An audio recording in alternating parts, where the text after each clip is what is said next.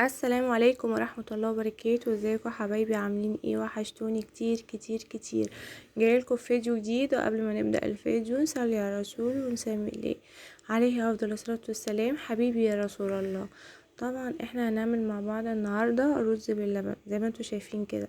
ايه رأيكم في الطاجن اللي قدامكم ده؟ ايه رأيكم في الرز واللبن الجامد طحني ده؟ والله يستاهل بقكم. كان ناقصكم انتوا تشرفوني وتنوروني كده، وتوجوا عندي وتاكلوا رز بلبن ده وتدوقوا طعمه وتقولوا لي ايه رايكم بنفسكم لما تدوقوا الطعم. طبعا مفيش احسن من كده، مفيش اجمل من كده. تعالوا نشوف المقادير. بصوا بقى حبايبي، الطريقة ايه. انتوا طبعا معاكوا هنا إيه؟ مثلا كوباية من الرز، هتغسلوها كويس جدا جدا جدا.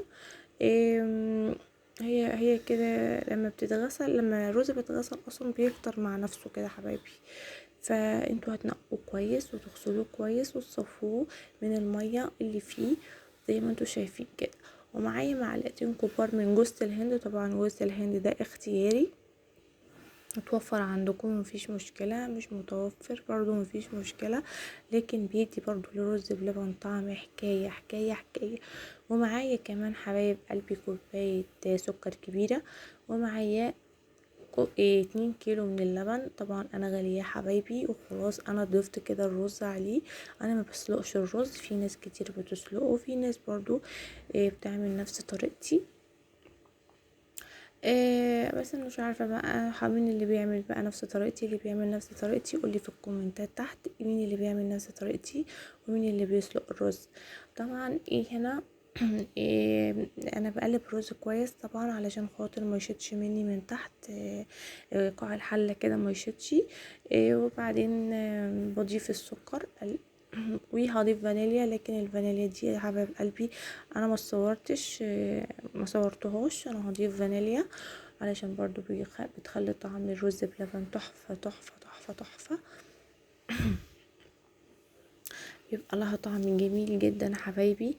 الرزاية طبعا بتبقى شاربة من اللبن بقى، وبتبقى بسم الله ما شاء الله طعمها حكاية. بسم الله ما شاء الله تبارك الرحمن. الرز بلبن لو انتي عملتيه بنفس الطريقة دي هتدوقي رز بلبن تحفة تحفة تحفة. انا بوريكم شكله الرزاية ضعف معايا بقى، يعني كبرت شوية. هي هنفضل نقلب فيها كده، وهنضيف كمان جوز الهند بيبقى تحفة. وانا عايزة اقول لكم جوز الهند في الرز بلبن بتبقى بسم الله ما شاء الله. يعني جربوها وقولوا لي ايه رأيكم في الكومنتات. ونفضل نقلب كويس كده برضو علشان خاطر كله يعني الرز السكر يدوب والجوز الهند يعني كله مع بعضه كده يتماسك مع بعضه. طبعا انا ما بحب